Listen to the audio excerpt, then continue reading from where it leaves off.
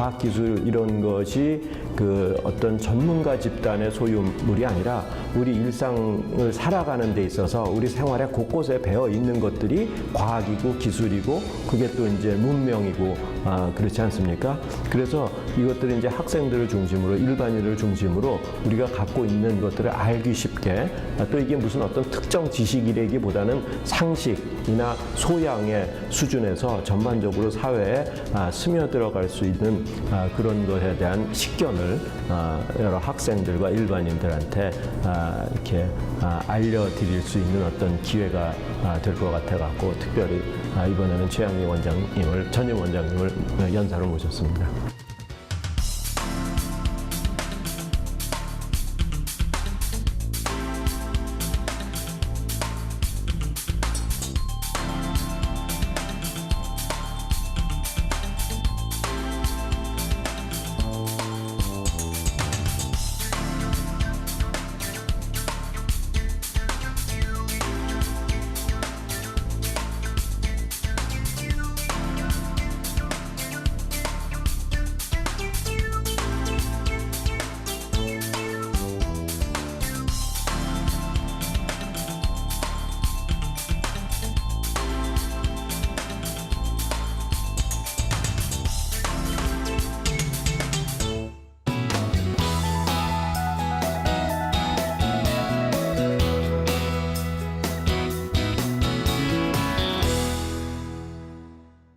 반갑습니다. 오늘 제가 말씀드릴 내용은 사실은 융합의 시대는 가고 이제 창조의 시대가 왔다. 그래서 우리나라가 창조 경제 무슨 창조 인재 이런 얘기를 하고 있기 때문에 융합은 조금 이제 뒤로 처지는 게 아닌가 이런 말씀들을 많이 하시는데 저는 그렇지 않고 융합이야말로 이제 창조의 가장 기본적인 수단이고 툴이다 이렇게 말씀을 드리고자 주제를 그렇게 정했습니다. 사실 우리나라가 요즘 이제 여러 가지 문제에 당면하고 있는데 그 문제를 해결하기 위해서는 창조를 해야 된다. 이런 이제 화두가 던져져 있습니다. 그런데 우리나라 현재 어떤 위치에 있는가 하는 것을 살펴보면은 이제 한국의 위상을 한국 사람들이 등수 매기기를 굉장히 좋아하잖아요. 그래서 한국의 위상을 여러 가지 랭킹을 매기는 걸 한번 살펴보면은 우리나라가 1등 하는 게 꽤 여러 가지가 있습니다. 1등 하는 꽤 여러 가지 있는데 첫 번째는 한국이 아주 세계에서 압도적으로 1등하고 있는 거가 고령화 속도입니다. 고령이 되신 분들의 인구 비율이 7%가 넘어가면은 고령화 사회라고 그러고 그런 분들의 비율이 이제 20%가 넘어가면은 초고령화 사회라고 합니다. 근데 우리가 한국이 고령화 사회로 2018년에 진입한다고 그러고 2026년에 초고령화 사회가 된다고 합니다. 그러니까 2000년을 기준으로 봤을 때 18년에 고령화 사회가 되고 이제 26년에 그 고령화 사회가 진입한 지 불과 8년 뒤에 초고령화 사회가 되는 정도로 아주 빨리 우리나라가 고령화되고 있습니다. 이것이 왜 문제가 되는가? 프랑스는 고령화 사회가 되는데 115년이 걸렸다고 그러고요. 일본은 고령화 사회였는데 24년, 일본이 굉장히 빨리 고령화 사회가 되는 나라인데 그리고 초고령화 사회가 되는데 12년에 걸렸는데 한국은 이 모든 기록을 갱신하면서 고령화 속도에서 세계 1위를 이제 지금 아주 자랑스럽게 차지하고 있습니다. 이것이 이제 우리나라 전체에서 큰 문제가 되겠고요. 그래서 글로벌 메가 트렌드를 한번 살펴보면은 글로벌 메가 트렌드에서도 이 인구 구조 변화가 아주 큰 문제가 나타나 있습니다. 그에 못지않게 가장 큰 글로벌 메가 트렌드는 세계 경제 질서가 이제 다극화로 변한다는 거죠. 지금까지는 미국, 유럽 이렇게 이제 이극화로 되어 있다가 그 중국의 부상, 일본도 한 역할을 하고 있고 아시안의 부상 또는 여러 가지 신흥 이제 발전하는 나라들이 이런 차지를 해서 2040년에 보면은 이것이 어느 나라가 더미넌트하다고 볼 수 없을 정도로 다양한 경제 세력들이 국가들이 이렇게 전 세계의 경제를 이제 쪼개갖는 이런 형태로 변한다는 것이 글로벌 메가 트렌드의 첫째가 되겠고요. 이러한 가운데서 갈등이라든가 위험이라든가 환경이라든가 이런 다양한 문제가 존재하지만 가장 근본적으로는 인구 구조의 변화가 가장 위협이 되고 있다. 이런 것들이 이제 당면한 문제에서 글로벌 원리 가장 큰 문제라 우리가 이제 파악하고 있는 문제가 되겠습니다. 물론 뭐 기술과 사회가 공존한다거나 뭐 정서의 변화라는 이런 이제 약간 인문학적인 요소도 있습니다만은 한국은 그럼 어떤가 하고 살펴봤더니 한국도 마찬가지로 한 15개의 이제 메가 트렌드를 파악을 했는데 첫 번째가 인구 구조의 변화가 되고 있습니다. 그래서 인구 구조가 변하니까 세대 간의 갈등이라든가 디바이드 문제 이런 것이 이제 대두가 되어서 또 하나 한국에서 1등하는 것이 탄생했죠. 뭐죠? 매일 43명이 자살을 합니다. 뭐 며칠 전에도 한강에서 어떤 분이 뛰어내려서 이제 자살하셨는데 매일 43명이 자살하는 것은 한국에서 세계 1등이에요. 자살률. 또 하나 이제 여러분들이 이제 대학에 계시니까 말씀드리면은 대학 진학률이 한국이 세계적으로 1등입니다. 80%를 넘어갔다가 최근 약간 인구가 감소해서 지금 77%가 78%가 한국이 대학 진학률이 되겠습니다. 그러니까 태어나면은 대학에 못 가면 바보다 이렇게 되는 거죠. 근데 대학 진학률이 50%가 넘는 나라가 제가 알기로는 일본하고 뭐 유럽의 한 나라인데 핀란드인가 어딘가 두 군데만 50%가 간 넘고 모든 선진국이나 다른 나라든 40% 전후입니다. 선진국도 30%대가 꽤 많습니다. 근데 한국은 80%대를 유지하고 있거든요.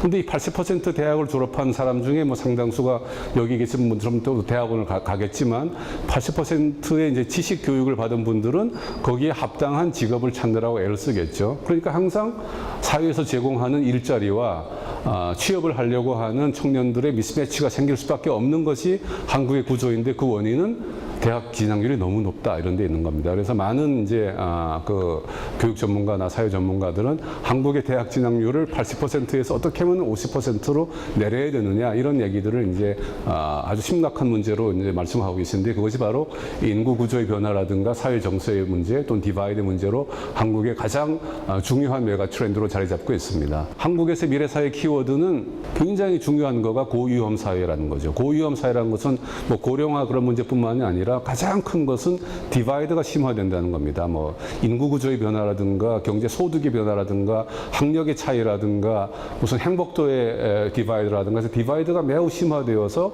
한국 사회는 그것을 어떻게 잘 컨트롤하는가가 매우 중요한 문제가 되고 있는데 어떻게 컨트롤하는가는 두 가지 방향에서 우리가 어프로치를 해야 된다. 이렇게 되게 이제 컨센서스가 있는 것 같습니다. 하나는 기술 발전을 잘 활용해서 어떻게 그 문제를 해결해 보자. 새로운 창조적인 일자리도 만들고 만족도도 높이고 디바이드도 줄이고 하는데 기술을 어떻게 잘 이용해 보자 하는 그런 어프로치가 있는가 하면은 교육을 잘 해가지고 사람들이 인간의 가치, 인간에 대한 중요성을 더 이해하고 소통하는 그러한 사회를 만들어 보자 하는 또 다른 어프로치가 있는 것 같습니다. 그래서 이 두 가지가 전부 다 따로 놀 것이 아니라 저는 이것이 융합을 했을 때 그 시너지가 커진다 이렇게 이제 주장을 하는 것입니다. 그래서 다시 한번 정리를 해보면은 한국은 지금 여러 면에서 벽에 부닥쳤다 이렇게 봅니다. 특히 경제적인 면, 사회적인 면, 또는 이분 문화적인 면에서 봤을 때 한국은 여러 가지로 이제 벽에 부닥쳤다 이렇게 파악을 하고 있는데 특히 경제적인 면에서 보면 이러한 세 가지 문제가 심각한 것 같습니다. 하나는 성장의 한계. 그러니까 한국에는 많은 기업들이 우리가 잘 흔히 듣듯이 이제 패스트 팔로워 전략을 써서 남들이 발명한 것, 남들이 이제 처음으로 시도한 것들을 생산성의 이제 향상이라든가 뭐 무슨 열심히 일한다거나 노력을 한다거나 무슨 자본 투자나 이런 것의 효율성이라든가 이런 걸 또는 여러 가지 제도라든가 이런 것들을 잘 활용해서 아주 빨리 따라잡아서 저 큰 시장을 우리가 선점하는 그런 효과로서 많은 성장을 해온 것이 틀림없습니다. 그것이 뭐 전자산업이라든가 기계산업이라든가 자동차 산업이라든가 화학산업이라든가 또는 이분 문화산업에까지 그렇게 우리가 성공을 해왔는데 이제 그러다 보니까 어느새 우리가 제일 앞에 나섰다는 얘기죠. 그래서 퍼스트 무버가 되어야 되는데 그러다가 보니까 우리가 가지고 있는 기술, 우리가 가지고 있는 가치, 우리가 가지고 있는 차별화된 어떤 아이템으로 우리가 나가야 되는 건데 그것이 상당히 한계가 있는 것이 아닌가. 그래서 성장의 한계를 지금 부닥치는 것이 여러 산업 분야, 여러 이제 기술 분야에서 이제 대두되고 있다는 것이 하나의 벽이 되겠고요. 두 번째는 아실지 모르겠지만은 우리나라의 많은 회사들이 일자리를 한국에서 줄이고 있습니다. 요새 계속 우리나라의 대기업이나 주요 이제 산업 분야에서 투자 계획을 발표를 하고 있는데 자세히 들여다보면은 한 70%, 80%는 다 해외 투자이고 해외에다가 공장을 짓고 일자리를 만드는 것이 되겠습니다. 그 이유는 여러 가지가 있겠죠. 하나는 뭐 인건비가 싸기도 하고 또는 고객이 있는데 가까이 공장을 지어야 뭐 물류 비용도 줄일 수 있고 또 그날에 기여를 해야 그날에서 많이 이제 소비도 되고 이런 면이 있겠습니다만은 기본적으로 이유 중에 하나는 많은 자동화로 인해서 옛날에 있던 일자들이 많이 없어진 면도 사실은 간과할 수 없겠죠. 세 번째는 아까 제가 계속 말씀드렸지만은 디바이드의 확대. 디바이드라는 것은 여러 가지 디바이드가 있다 말씀드렸죠. 그러니까는 나이에 따른 최대차에 따른 그러한 이제 갈등이나 그런 디바이드도 있겠고, 소득 수준에 따른 디바이드, 무슨 문화나 이런 교양 이런에 따른 자기 이제 분야에 따른 디바이드도 있고, 경제력의 디바이드 등등 여러 가지 디바이드가 있는데 점점 한국이 확대되어 가지고 이것이 갈등이 되고 사회 문제가 되고 이제는 대립 관계까지 이루어져 가지고 모든 문제가 어떤 폭발 직전에 있는 그러한 이제 구조로 자꾸 변질이 되어 간다 하는 것이 한국에서 사회적으로 풀어야 될 큰 하나의 또 다른 이제 벽이 아닌가 이렇게 보고 있습니다. 이런 것들이 모두 다 종합적으로 판단을 해보면은 우리나라의 국가 경쟁력의 정체로 이어지게 되겠고, 이런 것들은 한 개인이나 단체나 대학이나 회사나 이렇게 노력해서는 아주 일부분의 문제뿐이 풀 수가 없게 되어 있기 때문에 그렇게 따라서 이러한 것들이 이제 기업 입장에서 보면은 부침이 초단기화되는 그러한 이제 현상으로 되는 것이 되겠습니다. 그래서 새로운 변화, 새로운 패러다임이 지금 매우 필요한 그런 시점에 와 있는데, 경제 모델로 보면은 여러 가지 이런 문제들을 해결하기 위한 것이 지난 수십 년간, 100년 이상 여러 가지 모델이 등장되었고 시도되었습니다. 잘 아시겠지만 지식 기반, 혁신, 오픈 이노베이션 등등 여러 가지들이 시도되었는데 이것들이 100% 모든 문제를 풀어주는 만족할 만한 토탈 솔루션은 아니었다라는 것이 대체적인 이제 컨센서스인 것 같습니다. 그래서 지금 현재 우리나라에 지금 흐르고 있는 이제 여러 가지 여러 가지 토론에서 흐르고 있는 기본적인 화두는 결국은 창의성, 지식 가치의 극대화를 통해서 이러한 디바이드라든가 경제적인 벽 또는 문화적인 면, 인간 중심 이런 모든 문제를 풀어보자 하는 것이 이제 도저히 흐르는 하나의 패러다임인 것 같습니다. 그럼 창의성이라는 것은 결국은 다른 말로 하면은 창조, 창의 다 비슷비슷한 말인데요. 창조를 하는 두 가지 큰 방법에 대해서 제가 말씀을 드리고자 합니다. 보통 창조, 창의라 그러면은 대부분이 없는 것에서 있는 것을 새로 만든다. 그러니까 새로운 것을 이제 소위 크리에이트한다. 전혀 상상하지 못했던 것, 지금까지 세상에 없던 것들을 내가 발명한다. 발견, 디스커버리. 이미 있는 것들을 발견하는 방법도 있다는 얘기입니다. 근데 그냥 하나 있는 걸 발견하는 거는 대단한 부가가치가 없는 거가 되겠죠. 그런데 여러 가지 흩어져 있던 것들을 발견해서 잘 모아가지고 재조립하고 효율화시켜서 어떤 가치를 새롭게 얻어내는 것, 이것이 바로 우리가 있는 것의 재조합, 즉 융합을 위해서 창조를 하는 것이다 말씀드릴 수 있는 것이고, 사실은 발명하는 건 굉장히 어렵습니다. 정말 크리에이티브 해야 되고 남보다 뛰어나고 노력도 해야 되고 시간도 오래 걸리고 또 확률적으로도 이제 좀 리스크가 크고 이런 면이 있는데 비해서 있는 것을 재조합하는 건 어떤 면에서는 이것보다는 쉬울 수가 있습니다. 예를 들어서 우리가 이제 창조의 이제 아이콘으로 얘기하는 스티브 잡스 같은 사람도 자기는 그저 있는 것들을 발견해서 모았을 뿐이다 라는 얘기를 하고 있습니다. 자기가 새로 크리에이트한 건 하나도 없다 그런 얘기가 되겠죠. 그래서 이렇게 모아서 하나 뭉쳐가지고 새로운 가치, 새로운 지식, 새로운 솔루션을 만들어내는 융합이야말로 창조의 가장 강력한 수단이다. 이런 말씀을 드리고자 합니다. 즉 창조라는 것을 이룩하는 수단으로는 발명이라는 것이 있고 발견이라는 것이 있는데 발명만이 유일한 것은 아니다. 보통 창조라 그러면 다 벤처를 차리고 새로운 특허를 내고 발명을 해야 된다라고 굉장히 푸시를 하고 모든 교육이나 정책이 그런 면으로 지금 많이 몰아져 있고 융합이라는 그 화두는 조금 뒤로 슬슬 사라지는 것이 없지 않아 있는데 사실은 이것은 제가 볼 때는 좀 잘못된 것이다. 융합이야말로 창조의 가장 강력한 수단이다. 이렇게 이제 말씀을 드리는 거죠. 창조의 사이클. 그러면 발명이 됐든 발견이 됐든 창조의 사이클은 어떻게 되는 것인가 하는 것을 제 나름대로 한번 생각을 해봤습니다. 아주 창의적인 아이디어라는 것은 이미 있는 것을 여러 개를 보고 어떻게 조합하는가 하는 아이디어도 되겠고 전혀 없는 것을 발명한 아이디어도 되겠죠. 그것으로부터 막 이리저리 이제 조합을 해보고 이제 쿠킹을 하고 변형을 시켜보고 뒤집어보고 그러다 보면은 많은 이제 지적 재산권이 생기게 됩니다. 크리에이티브한 지적 재산권으로부터 벤처도 생기고 또는 뭐 큰 이미 기존의 기업들이 이걸 받아들여 가지고 새로운 상품이나 솔루션이나 서비스를 이제 만들게 됩니다. 그러면 이제 창조를 중시하는 기업들이 생기겠죠. 그럼 기업들은 당연히 창의적인 사람들이 거기에 이제 소속되어서 일을 하게 됩니다. 그런 사람들을 이제 창조 계급 또는 창조 인재라고 우리가 부르게 되겠죠. 그래서 크리에이티브한 아이디어가 있으면은 이것 중에 일부가 좋은 그 지식이나 그 발명을 하게 되고 또는 융합을 하게 되고 그러면 많은 지적재산권이 이제 거기서 파생이 될 것이고 이것을 바탕으로 해서 기업 활동이라든가 많은 어떤 그 제품이나 이런 것들이 이제 생산되는 메커니즘이 그 도입이 되게 되고 그러면 여기에 좋은 일자리가 많이 생기고 창조적인 인재들이 소위 놀 자리가 생긴다는 얘기가 되겠죠. 그러면 이 사람들이 일을 하는 과정에서 다시 창의적인 아이디어가 많이 끄집어내져서 가지고 이렇게 선순환 구조가 생겼을 때 이 나라는 창조 국가다. 이것이 잘 되는 데는 창조 도시다. 이것이 잘 되는 데는 뭐 창조 커뮤니티다. 이렇게 이제 부르게 되는 것이죠. 또 하나 여기에 제가 왼쪽에 이제 애들 하나를 했는데 창조적 마인드랑을 붙였습니다. 근데 창조적 띵킹을 할 수 있는 훈련이 되어 있는 사람이야말로 창조적인 아이디어를 낼 수 있기 때문에 아무나 보고 아이디어를 내 이렇게 해봤자 별로 효용이 없다는 거죠. 그래서 매일매일 창조적인 띵킹을 하는 훈련을 해야 그것으로부터 어쩌다가 창의적인 아이디어가 좀 실현 가능한 것이 나온다 이런 이야기 되겠습니다. 여러분들 아시겠지만 여러 가지 이제 통계에 의하면은 한 가지 성공한 제품이 나오기 위해서는 일반적으로 거꾸로 거슬러 올라가면 보통 한 3,000개 정도의 아이디어를 이제 테스팅을 한다고 합니다. 한 3,000개 아이디어가 나오면은 그 중에서 이렇게 버리고 해서 한 300개 정도로 줄이고 그걸 가지고 또 반으로 줄여가지고 테스트를 해보고 그 중에 몇 개는 이제 산업화를 해서 제품을 만들어 보고 그러다가 결국은 한 개만 성공한다. 그래서 소위 낙타가 바늘구멍 들어가는 것보다는 쉽겠지만은 3,000대 1, 5,000대 1의 경쟁이 이 에로 두 단계에서 일어나고 있는 겁니다. 그렇기 때문에 이것이 굉장히 말로는 이렇게 그림으로는 쉬워 보이지만 굉장히 어려운 일이지만 결국은 프로세스는 이렇게 되는 건데 그래서 창의적 아이디어는 그렇게 많이 필요하고 풍부하게 필요하다 그런 얘기가 되겠습니다. 그래서 창의적 아이디어는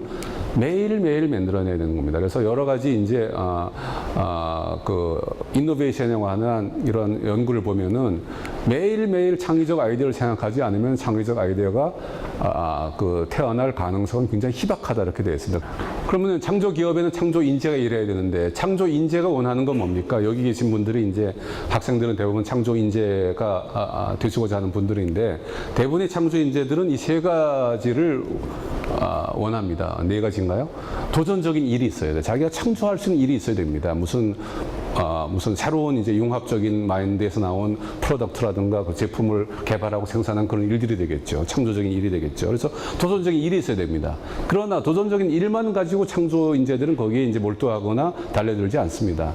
반드시 놀거리가 근처에 있어야 되고 놀 공간이 있어야 되고 같이 놀 친구가 있어야 몰려듭니다. 그래서 창조 인재를 인커리지하고 창조를 극대화하기 위해서는 반드시 창조 도시가 형성되어야 된다 이런 얘기를 합니다. 그래서 꼭 도시라고 해서 큰 1,000만짜리 이런 것이 아니라 10만 명 또는 5만 명이 되더라도 어떤 공간 그 안에는 멋있는 식당이 있고 멋있는 클럽이 있고 뭐 레스토랑 무슨 그 바가 있고 또는 문화 시설이 있고 자기 스포츠 액티비티를 할 수 있는 것도 있고 거기 취미 활동을 할 수 있는 커뮤니티가 있고 그리고 그 옆에 그런 것을 하는 회사가 있고 이래야 되는 거죠.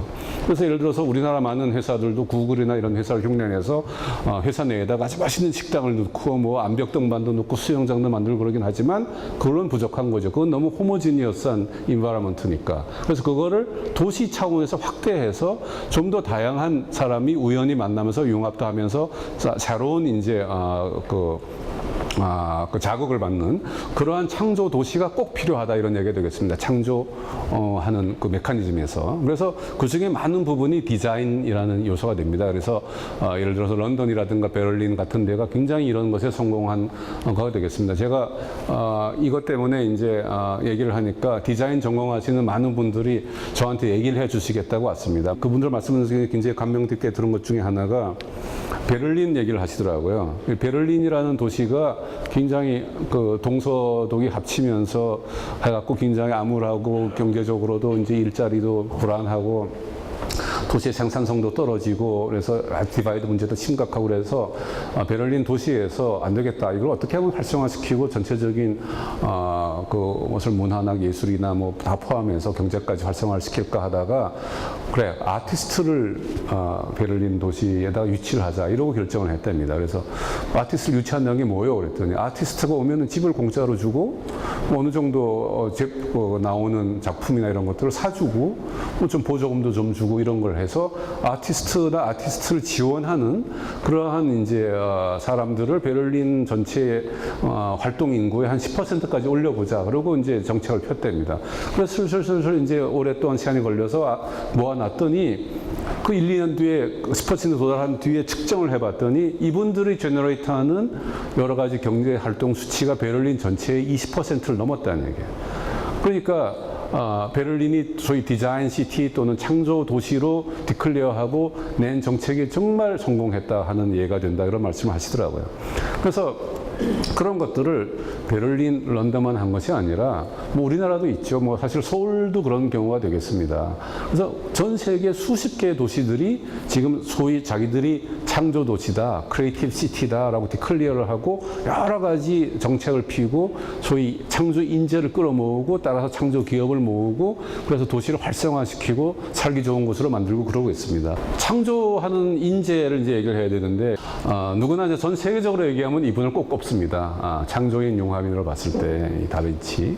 그래서 르네상스를 이끈 예술가 발명가이고 인류 최고의 융합인이다. 뭐 못하는 게 없죠 이분은. 이분이 13,000페이지에 달하는 아주 깨알 같은 글씨로 쓴 뭐 드로잉과 텍스트가 있는 걸 남겼습니다. 이분이 이제 그런데 많은 걸 거꾸로 썼어요. 그래갖고 상당히 해독하는데 어려웠지만은. 그래서 거기 보면 뭐 없는 게 없죠. 이런 분이 있는가 하면은 뭐 에디슨, 이거 과학 기술하는 사람은 에디슨을 많이 꼽죠. 발명가고 1000개 특허가 있고 제너럴 일렉트릭을 비롯해서 뭐 14개의 회사를 창업을 하고 소위 인벤션 팩토리라고 해서 뉴저지 인벤션 팩토리라고 해서 완전 융합입니다.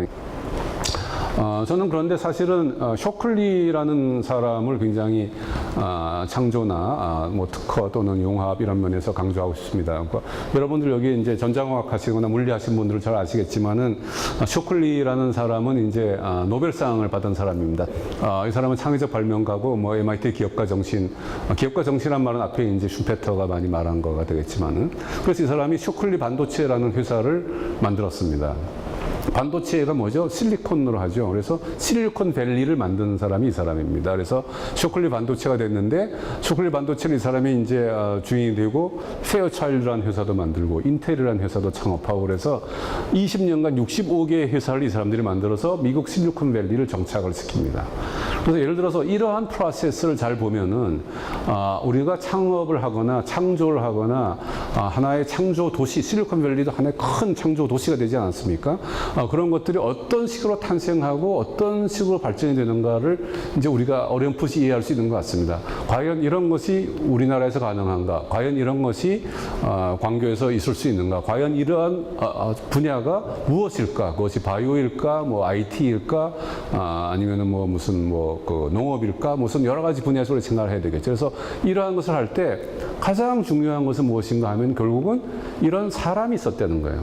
그러니까 창조 프로세스에서 가장 중요한 것이 소위 어떤 그 리더가 있다는 겁니다. 항상 어느 분야에 가나 리더가 있고 그 사람이 창조 인재의 어떤 그 리더 역할을 잘 함으로써 뭐 기업도 생기고 발명도 되고 확산도 되고 일자리도 생기고 다시 선순환 사이클이 생기고 하는 것이 된다는 얘기죠. 그래서 이러한 리더가 학교에 있던 기업에 있던 뭐 어떤 기구에 있던 항상 꼭 필요하고 사실은 이 자리에 계신 많은 분들은 리더가 되시는 그런 것을 목표로 해야 되는 것이 아닌가 이렇게 저는 생각하고 있습니다.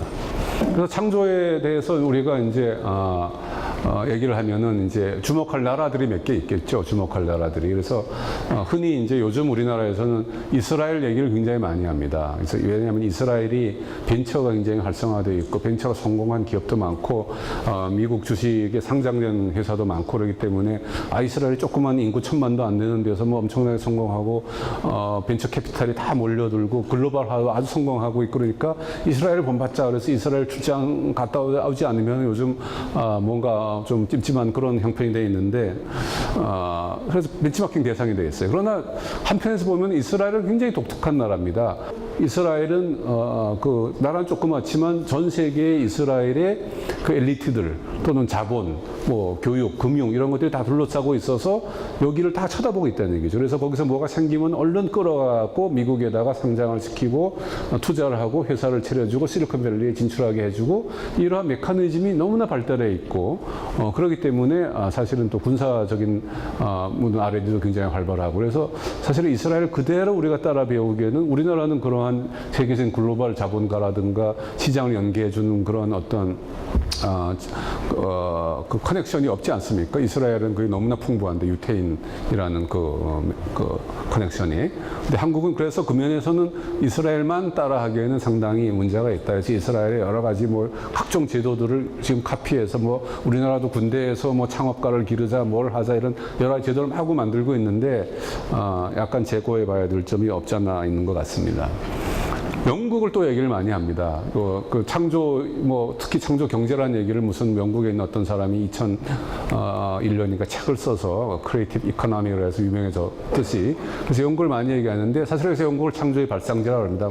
현재 보면 영국은 문화와 금융의 중심지다 이렇게 분류할 수 있을 것 같습니다. 그러니까 모든 창조의 그 본산지는 아니겠죠. 그리고 영국의 가장 큰 단점은 금융위기 이후에 상당히 나라가 조금 주춤거리고 있다 하는 점에서 아주 좋은 롤 모델은 아니라고 봅니다. 저는 오히려 창조나 뭐 융합이나 창의나 이런 면에서 봤을 때 미국하고 중국을 눈여겨봐야 된다고 생각하고 있습니다. 사실 중국은 우리가 창조 창의 얘기를 할 때 감성, 디자인, 문화, 역사 이런 얘기를 많이 하지 않습니까? 어쨌든 중국은 그런 면에서 엄청난 자산이 있는 나라다 이렇게 볼 수가 있습니다. 창조 면에서 보는 그 역사, 수천 년의 역사에서 중국만큼 많이 창조한 나라가 없죠. 뭐 과학이다, 예술이다, 문학이다, 뭐 이분 종교다 이런 것까지도.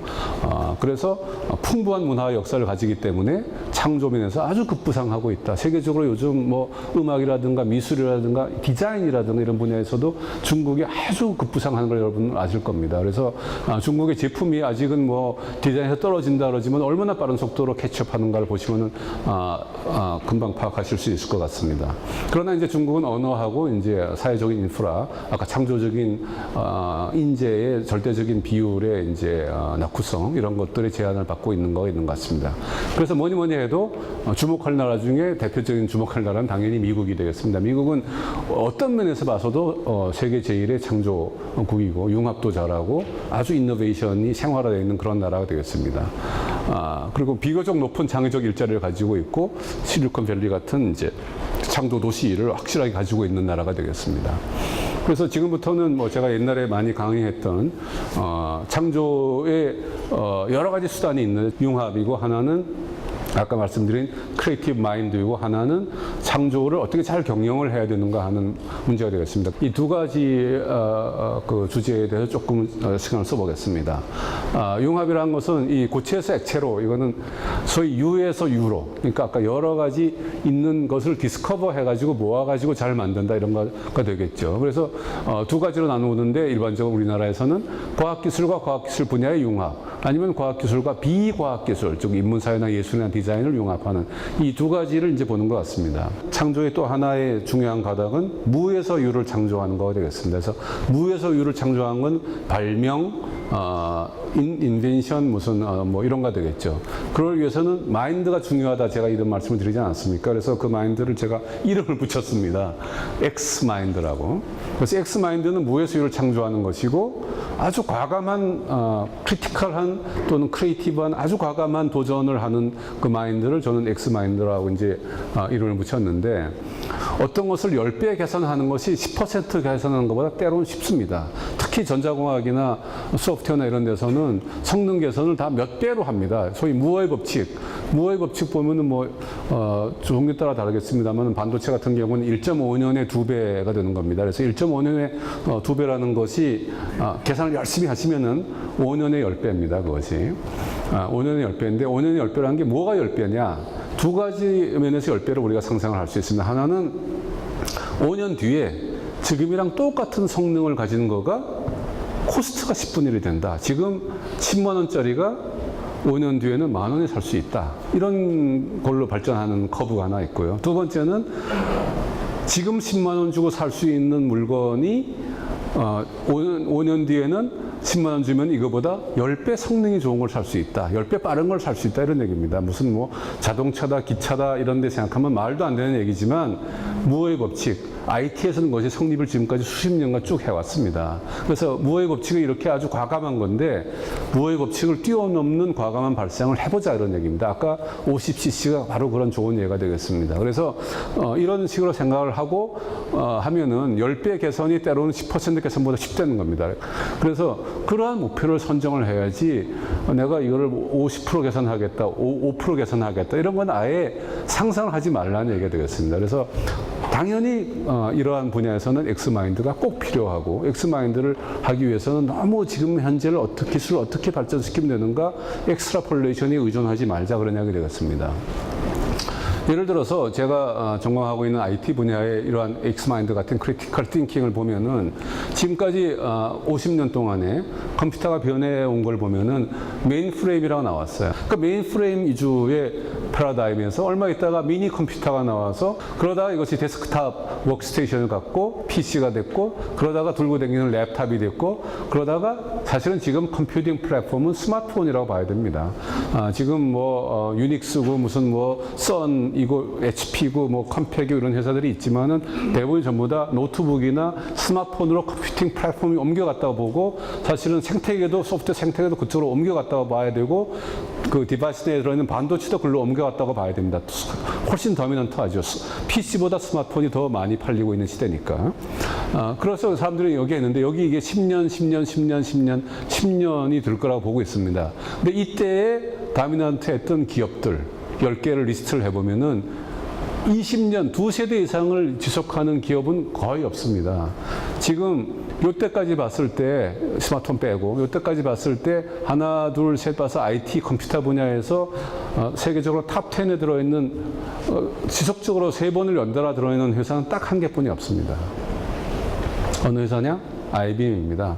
IBM만이 3세대에 걸쳐서 계속 들어가 있고 다 2번만에 꼬꾸라졌습니다. 뭐 이때는 예를 들어서 뭐 일본 회사가 판치고 있다가 꼬꾸라지고 이때는 뭐 미국의 무슨 PC 회사에 들어오고 있다가 꼬꾸라지고 스마트폰이 되면서는 전혀 새로운 회사들 뭐 노키아 뭐 삼성 이런 데가 LG 이런 데가 쫙 들어가서 다 바뀌었어요. 결국은 무슨 얘기인가 하면은 요 다음에 뭐가 나올지 그러니까 6번째 플랫폼이 뭐가 될지 7번째 플랫폼이 뭐가 될지 거의 10년마다 변하는 겁니다. 그것은 굉장히 인노베이션 크리에이티브한 마인드로 생각을 해야 되는 거죠. 그리고 엑스마인드로 점을 찍어야 되는 겁니다. 그냥 예를 들어서 랩탑을 이렇게 엑스트라폴레이트해서 스마트폰이 나옵니까? 전혀 안 나오죠. 이건 전혀 다른 기계입니다. 메인프레임을 엑스트라폴레이트해서 미니 컴퓨터 됩니다? 전혀 안 됩니다. 그러니까 여기는 소위 캐즘이 있는 거예요. 파라다임이 아주 수식적으로 변한 그런 계기가 있는 겁니다. 그래서 요다 함께 뭔가를 지금 누구나 다 경쟁적으로 생각을 하고 있습니다. 저도 이제 한 가지 아이디어가 있는데 또 여러분들도 이런 생각을 해보고 이걸 생각할 게 아니라 여기에 있는 대학원 학생들은 한 2개, 3개 내지 뒤에 있는 거 30년 뒤에 제 8세대가 무엇인가를 생각해 보시기 바랍니다. 근데 이제 인재 얘기를 좀 하고 싶은데요. 그러니까 창조 사이클에서 이제 아이디어, 지적재산권, 기업, 마지막에 이제 창조 인재가 되겠는데, 대부분 창조 인재는 놀기 좋아하고 교류하기 좋아하고 반짝반짝되는 아이디어가 많고 그러기 때문에 웬만해갖고는 한 군데 오래 있지 못합니다. 그래서 창조 인재는 잘 머무르지 않습니다. 그런데 그걸 욕할 게 아니라 쟤는 요새 젊은 애들은 왜 저래 뭐 자꾸 철새처럼 돌아다녀 이렇게 얘기할 것이 아니라 왜 떠나는지를 생각하기 전에 왜 안 오는가 왜 머무르지 못하는가를 우리가 반성해야 됩니다. 좋은 학생들이 안 오면은 왜 안 오지라고 생각하는 것이 아니라 우리가 뭘 잘못했는가를 거꾸로 생각해야 된다.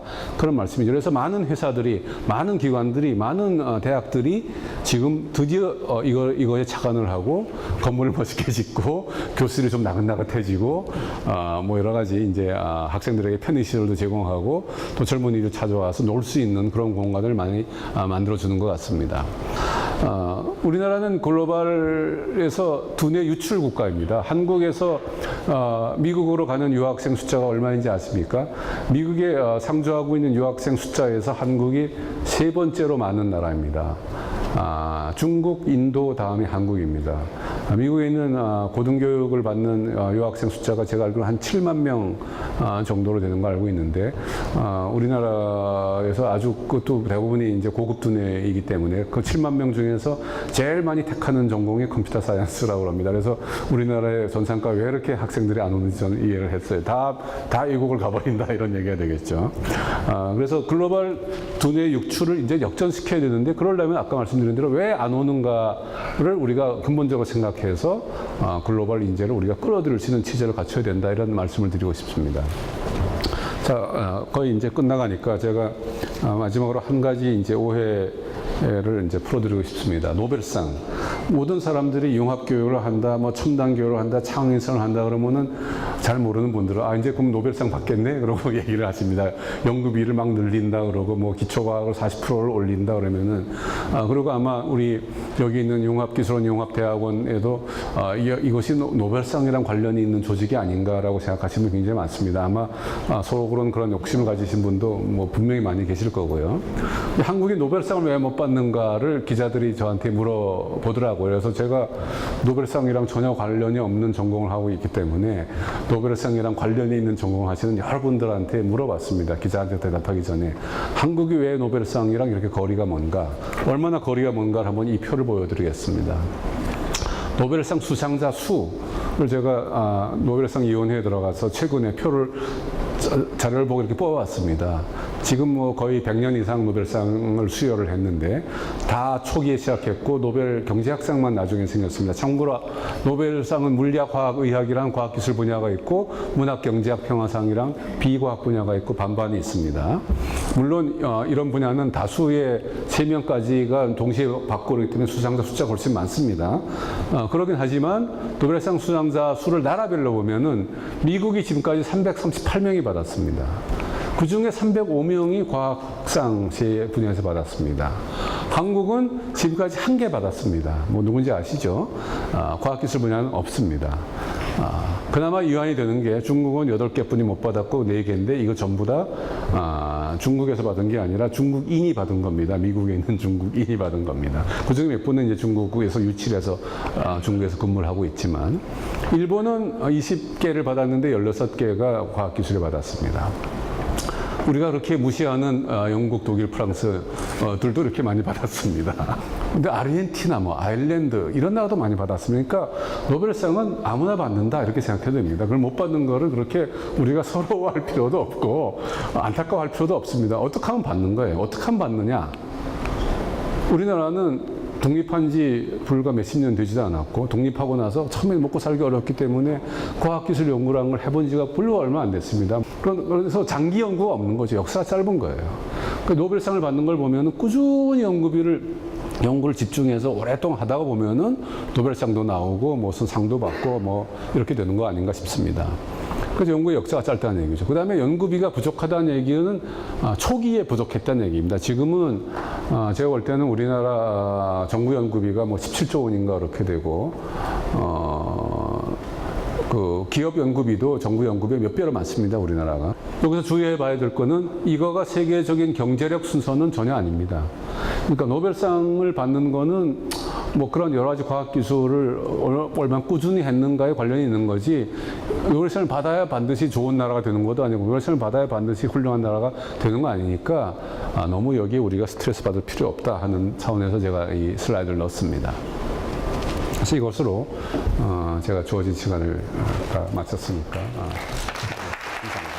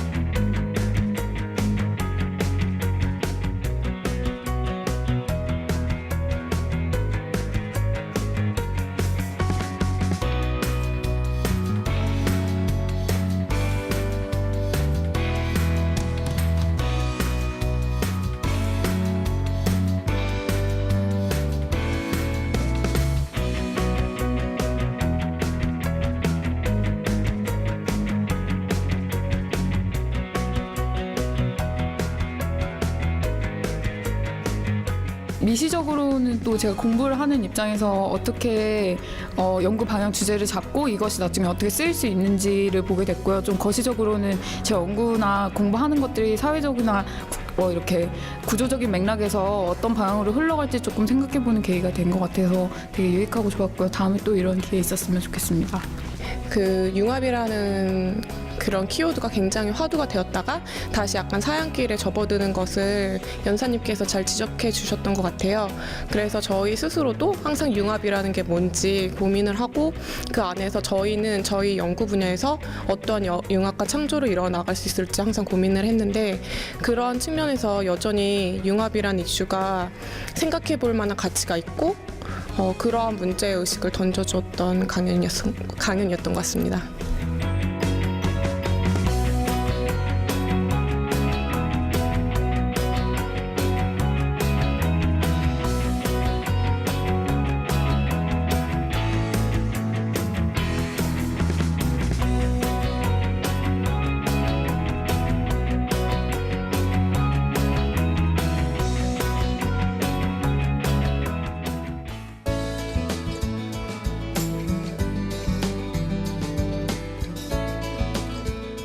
우리 청소년을 어떻게 키워야 될 것인가.